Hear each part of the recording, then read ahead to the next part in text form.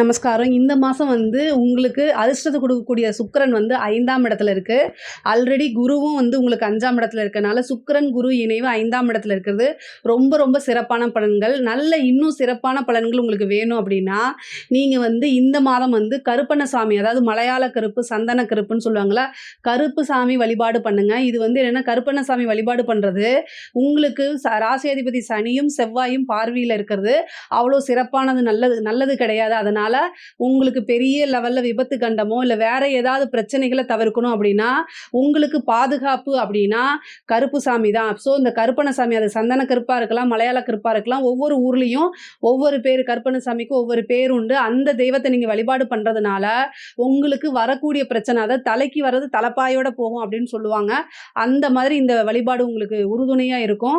கடன் ரீதியா இருக்கக்கூடிய பிரச்சனைக்கு இந்த மாசம் வந்து ஒரு தீர்வு இருக்கும். உத்தியோகத்துல ப்ரமோஷன் கிடைக்கும். நெறைய பயணங்கள் மேற்கொள்ற மாரி இருக்கும். அதே மாரி பேசக்கூடிய வார்த்தைகள நிறுத்தி நிதானமா இருக்கணும். உங்களுக்கு பிரச்சனை குடுக்கறதுக்குன்னே ஒருத்தர் வெயிட் பண்ணிட்டு இருக்காரு அப்படிங்கிறத உணர்ந்து நீங்க செயல்பட்டீங்கன்னா, இந்த மாசம் உங்களுக்கு எல்லாமே சக்சஸ் தான்.